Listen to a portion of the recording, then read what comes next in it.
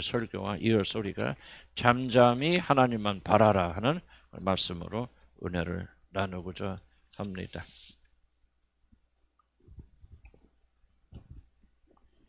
우리는 지난주에 말씀을 통하여서 여호와를 앙망하고 여호와를 사모하는 자들에게는 독수리가 새 힘을 얻어서 다시 하늘에 올라가듯이 인생의 위기를 만날 때 그 위기를 극복하고 강건하게 자신에게 주어진 일을 담당하는 회복의 역사가 일어난다는 말씀을 저희가 나누었습니다.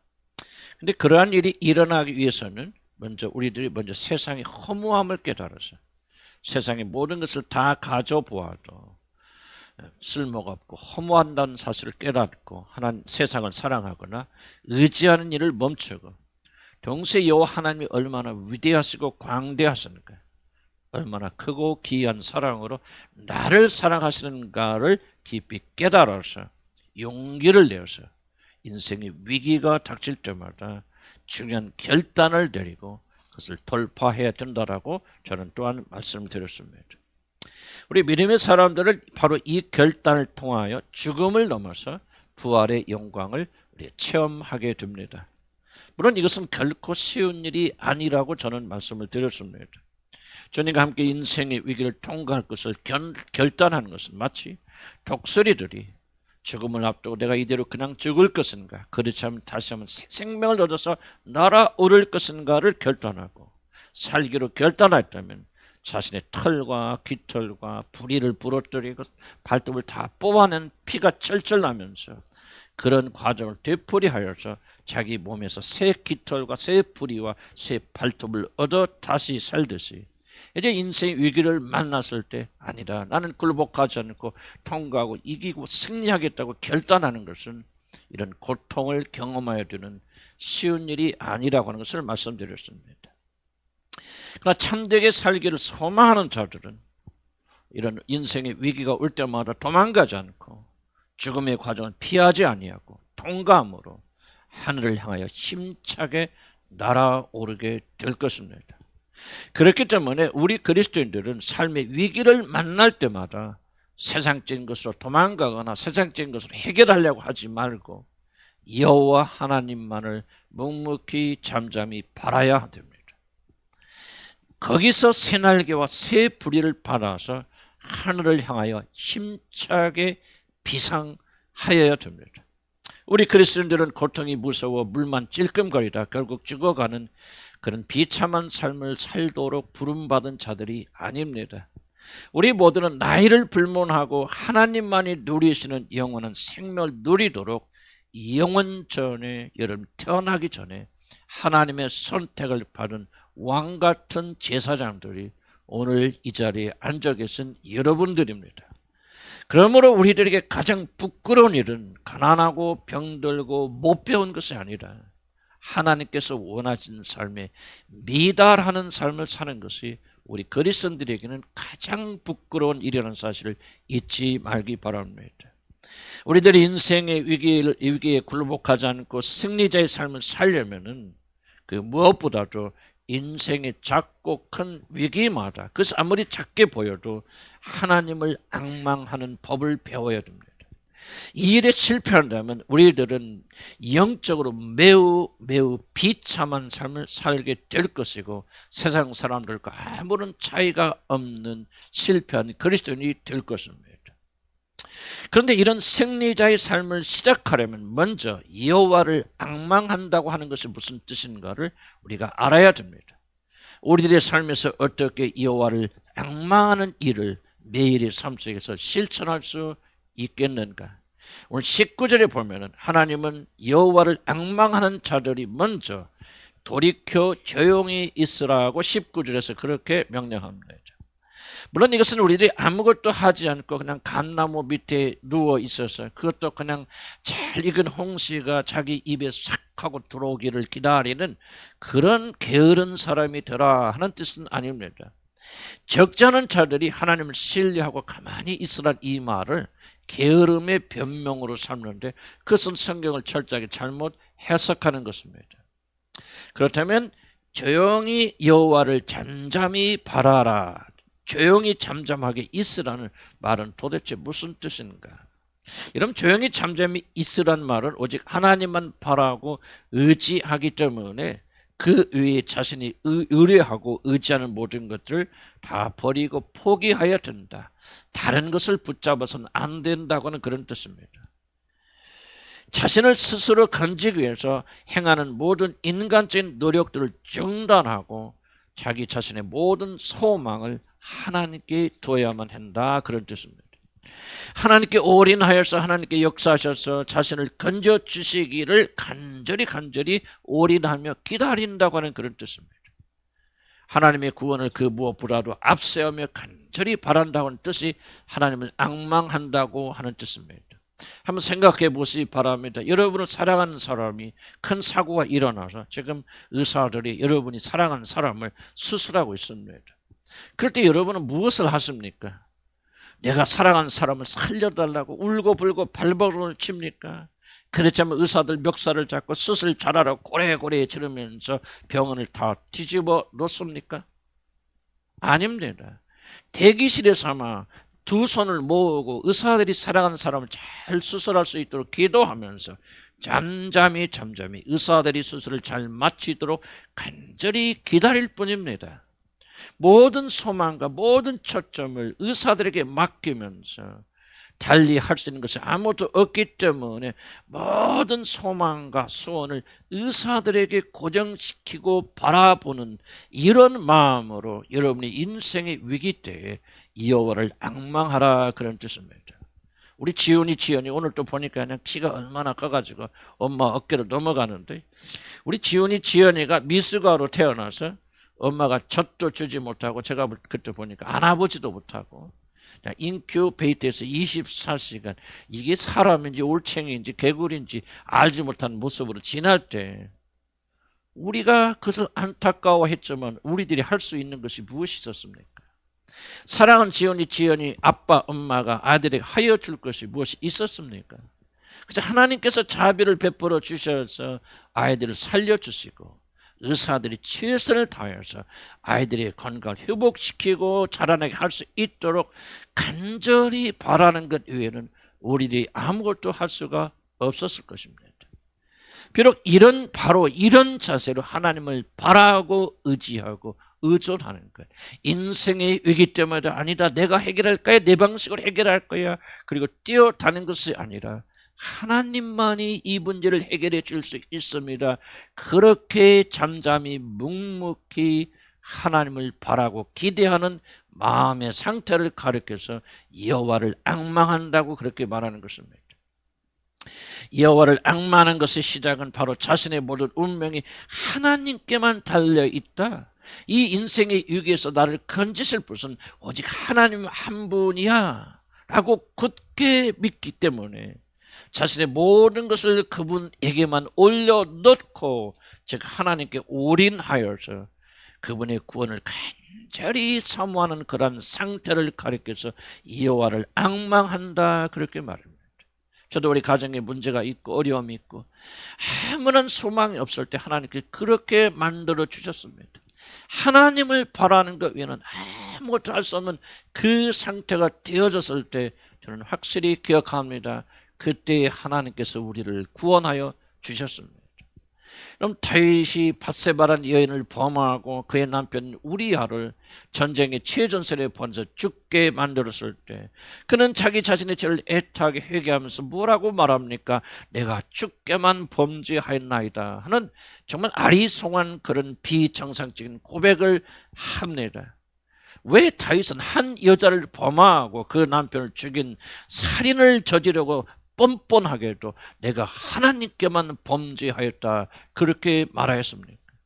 이것은 나는 밧세바나 그의 남편에게 죄를 짓지 않아서 나는 왕이니까 아무런 책임을 질 필요가 없어 그렇게 말하는 것이 아니라 나의 죄를 사하실 수 있는 분, 이 절대절명의 인생의 위기에서 나를 건져 주실 수 있는 분, 나의 죄로 인하여서 우리 가정이 온전히 풍지박산이 났는데 이 죄로 인해서 나에게 임한 모든 환난과 인생의 위기에서 건져줄 수 있는 유일하신 분은 하나님 밖에는 없던 그런 고백이 아니겠습니까?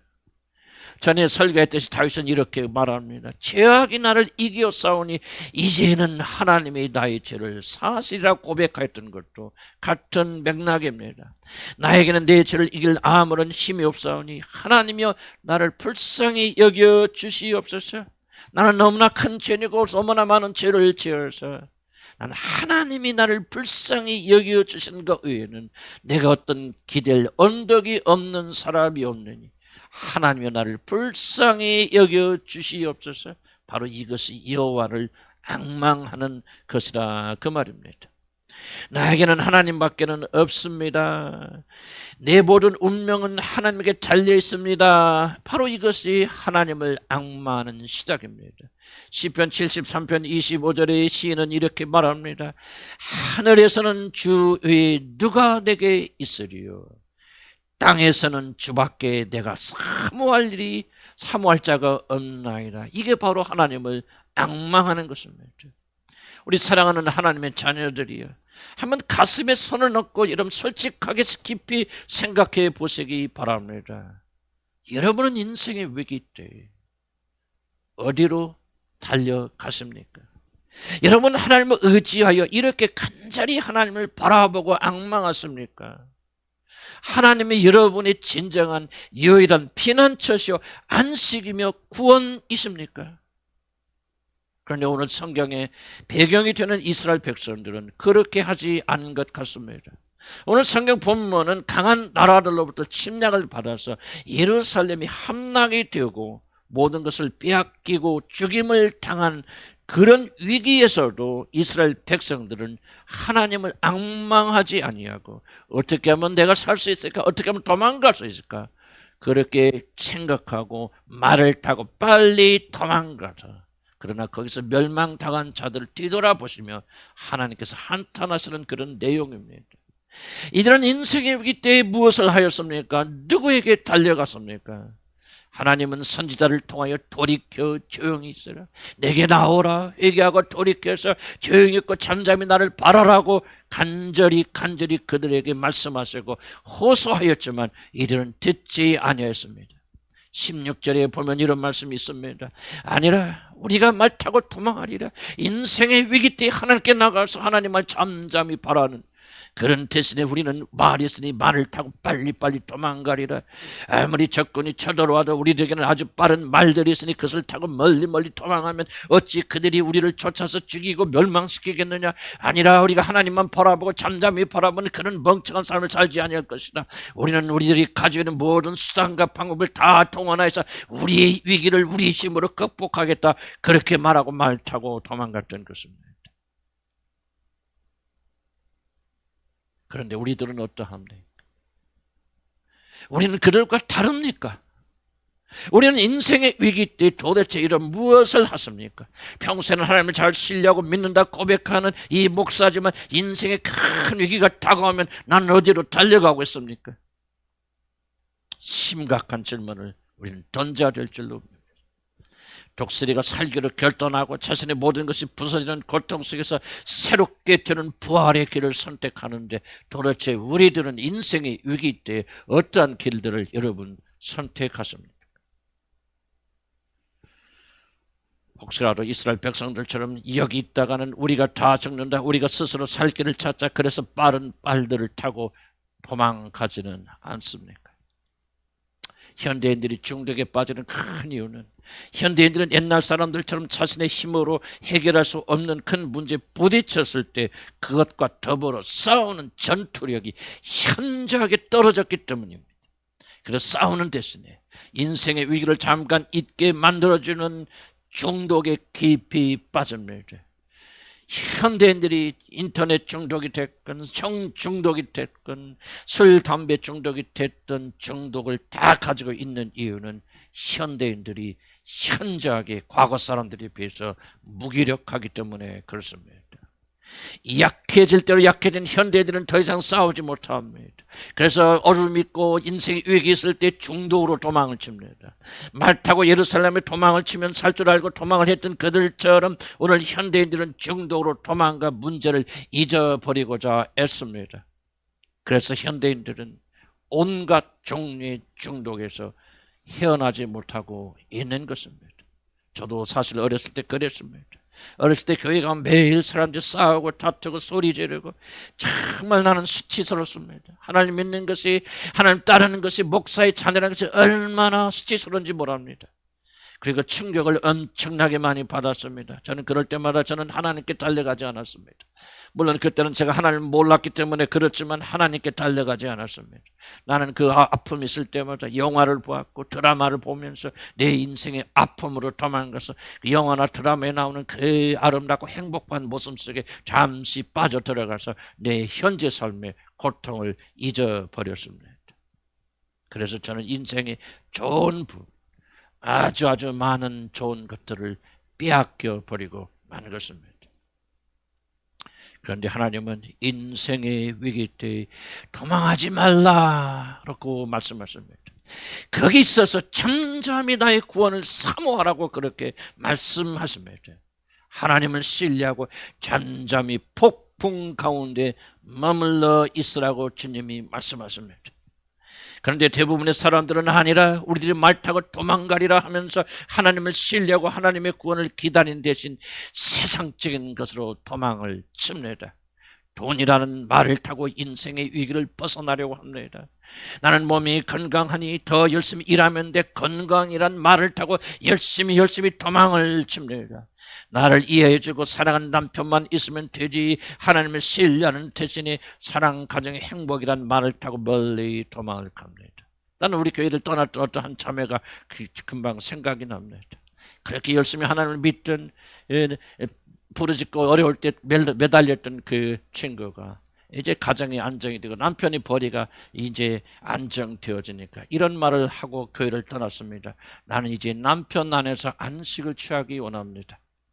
더 이상 열심히 교회 다니는 건 난 중요하지 않고 이제 남편이 안에서 안식을 누리겠습니다. 그리고 결국은 교회를 떠나갔는데 아마 그 사람은 지금 교회 다닐지 몰라도 하나님을 영원히 떠나갔으리라 저는 그렇게 생각합니다. 이와 같이 수많은 현대인들은 인생의 위기 때에 하나님을 향해 나오지 않고 역경의 폭풍 속에 머무르지 않고 도망합니다. 반대로 그러한 것들이 없는 자들은 자신들이 타고 도망갈 말들이 없음을 인하여서 우울하고 초조하고 그래서 심지어 분노합니다. 왜 나에게는 돈이 없는가, 건강이 없는가, 사랑하는 남편이 없고 사랑하는 아내가 없는가. 한탄합니다. 우울합니다. 초조합니다. 그래서 분노합니다. 말이 없는 자들은 말을 사기 위해서 자신의 모든 에너지를 낭비합니다. 그래서 돈을 벌기 위해서, 재산을 축적하기 위해서, 사랑을 만들기 위해서, 성공하기 위해서 그렇게 모든 에너지를 소비합니다. 그래서 자신의 성공이란 훌륭한 말을 준비합니다. 자식들이 성공하여 자신을 지켜줄 것을 기대하며 자식들에게 올인합니다. 어디 돈, 자식, 건강, 출세만 있습니까? 수를 헤아릴 수 없는 말들이 오늘 그리스도인이라고 칭하는 여러분에게 숨겨져 있지 않습니까? 그런데 여러분들이 그런 말들을 타고 멀리 도망할 수 있던가요? 그런 말들을 타고 멀리 도망갔으니 이제 나에게는 아무런 위험이 없다 하던 그 자리에서 저는 감히 묻습니다. 인생의 위기는 거기서 끝나던가요? 어리석은 부자가 몇 해 동안 쓸 충분한 곡식을 거두어 창고에 쌓아놓고 그것도 모자라 많은 창고를 짓고 그 창고에 자기 재물을 가득 채웠을 때 나의 영혼이 만족하리니 내가 먹고 마시고 즐기라고 하였을 때 과연 거기에서 이 부자의 인생의 모든 위기는 끝났던가요? 도리어 거기서 인생의 진정한 위기가 시작된 것이 아니겠습니까? 이 어리석은 자여, 오늘 밤에 내가 네 생명을 목숨을 도로 찾으리니 네가 애써서 모은 이 말들이 재산이 누구의 것이 되겠느냐? 조그만 위기를 벗어나지. 이제 인생의 최대의 위기, 죽음이 찾아오고 그 뒤를 따라오는 정말 무서운 하나님의 심판이 바로 거기서 그를 만나더라 그 말입니다. 아니라 나는 말 타고 도망하리라 할 때 하나님이 무엇라고 말씀하셨습니까? 네가 아니라 했으니 나도 너에게 아니라고 말할 것이다. 내가 말 타고 도망하리라 하였으니 그 말이 씨가 되어 나는 일생 동안 도망가는 사람이 되리라. 오늘 성경 본문이 그렇게 말씀하고 있지 않습니까? 사랑하는 여러분들, 여러분들은 도대체 무엇 때문에 끊임없이 도망 다니는 그런 삶을 사시는지 아십니까? 우리들은 하나님의 진리 말씀을 무시할 정도로 그렇게 담대하여졌습니까? 하나님을 피난처 삼지 않고 하나님이 미워하시는 세상적인 것으로 말 타고 도망하는 자들에게 내가 말 타고 도망하리라 그랬으니 너는 일평생 도망가는 그런 삶을 살리라 하신 이 말씀이 농담으로 들리십니까? 나는 나이가 들수록, 그리고 진지하게 나의 삶을 뒤돌아볼수록 천지는 없어져도 내 말의 한 글자라도 사라지지 않냐고 다 이루어지라는 말씀이 참되다는 사실을 인정할 수밖에 없습니다. 여러분이 믿든 믿지 않든 기록된 하나님의 말씀은 하나도 땅에 떨어지지 않고 그대로 이루어질 것입니다. 그런데 더 무서운 것은 하나님의 심판은 우리들이 도망하는 것보다 더 빠르다고 하는 사실입니다. 우리가 빠른 짐승을 타리라 하였더니 너를 쫓는 자들이 빠르리니, 우리에게 임하는 재난은 어찌 그리 속히 빠른지요.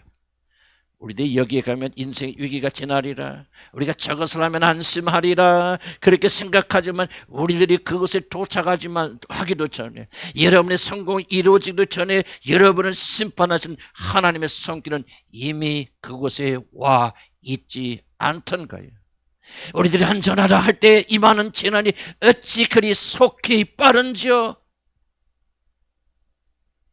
번개처럼 여러분에게 임하지 않습니까? 여러분, 욥의 재난을 기억하십니까? 그가 평생을 모았던 모든 재산과 그의 모든 자녀들이 다 사라지는 것이 도대체 며칠이 걸렸던가요? 생각해 보시기 바랍니다. 경건하고 의로운 욥에게 임한 고난도 이렇게 속도가 빠르거든. 하물며 하나님을 앙망하지 않고 세상으로 말 타고 도망하는 자들에게 임할 진노는 얼마나 빠를까요? 어리석은 자들은 하나님과 겨루 이길 수 없다고 생각하지만 이 세상에서 하나님을 이길 자들은 아무도 없습니다. 이 세상에서 그 누구도 그 무엇을 말 타고 도망하는 자들에게 임할 하나님의 신속한 심판을 피해갈 수 있는 사람은 없습니다.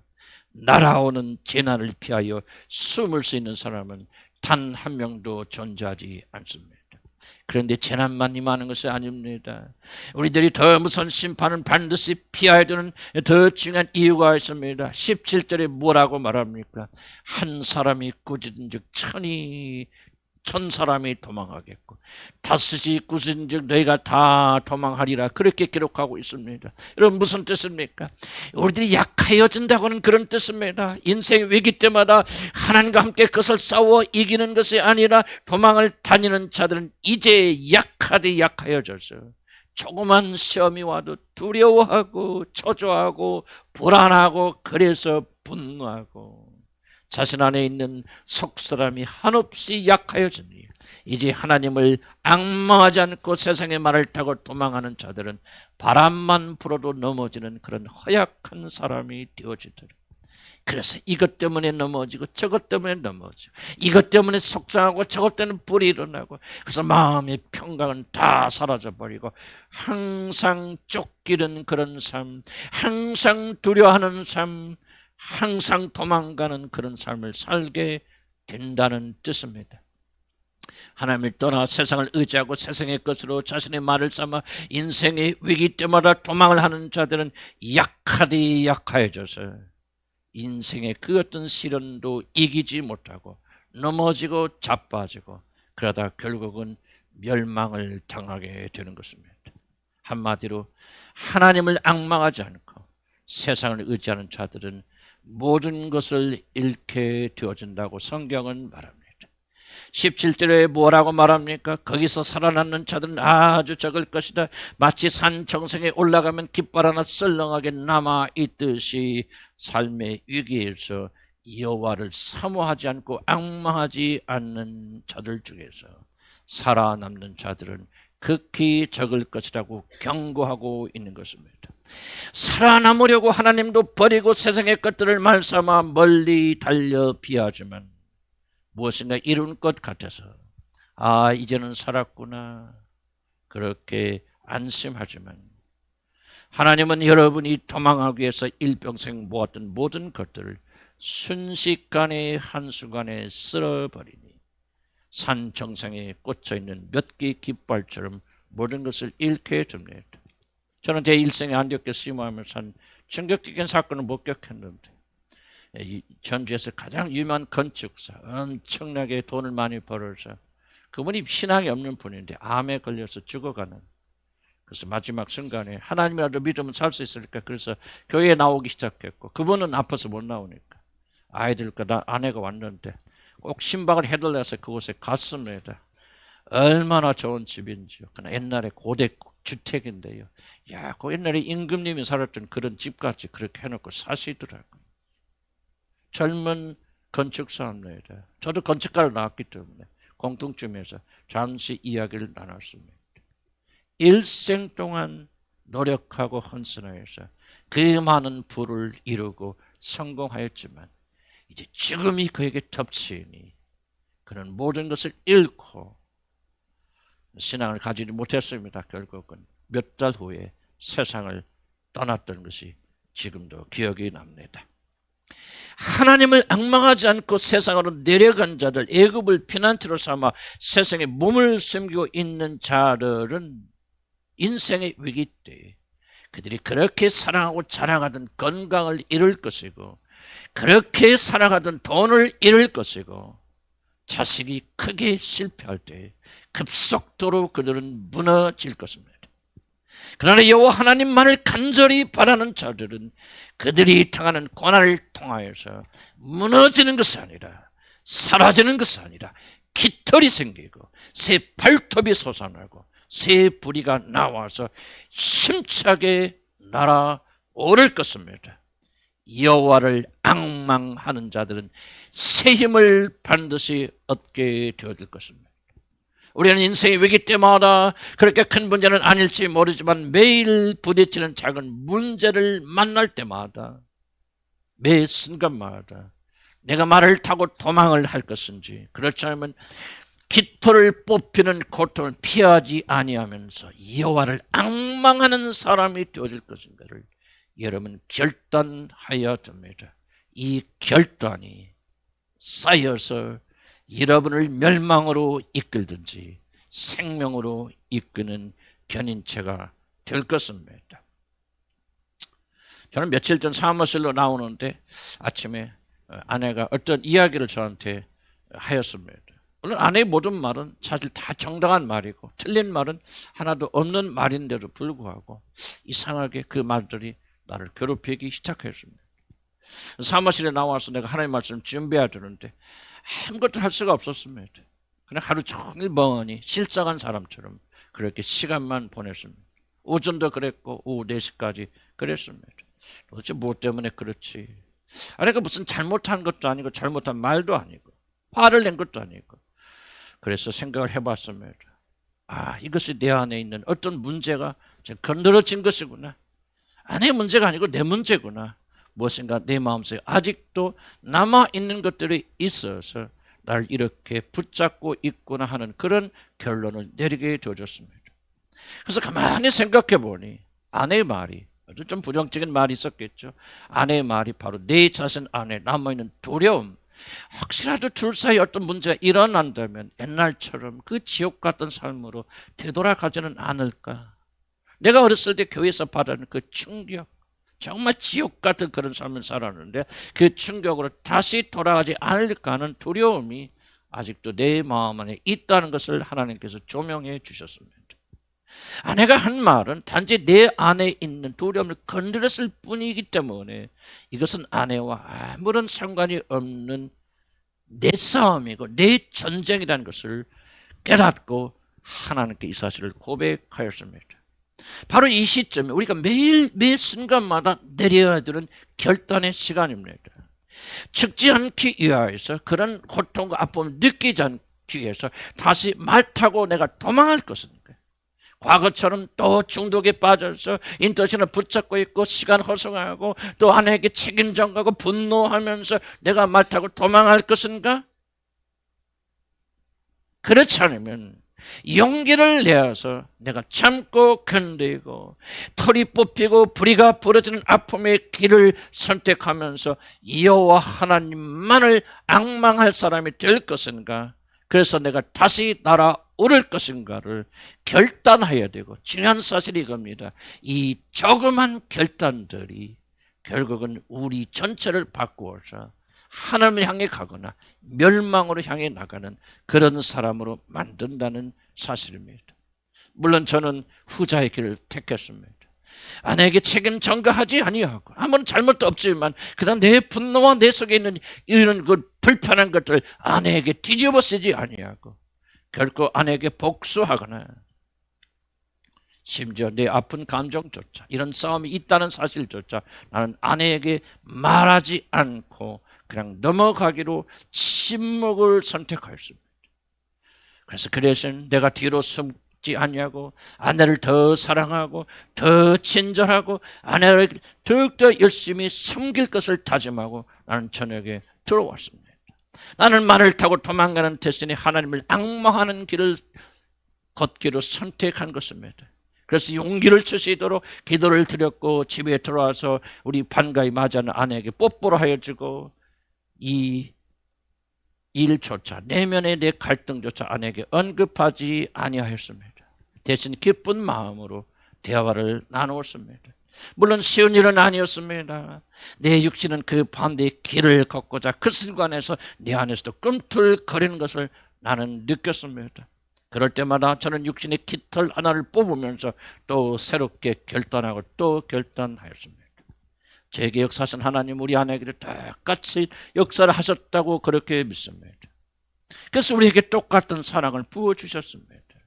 저에게는 다시 기쁨이 회복되었고 아내와 나는 하나님 평강을 다시 맛보게 되어졌습니다. 천국이 우리 가정에 임하게 된 것입니다.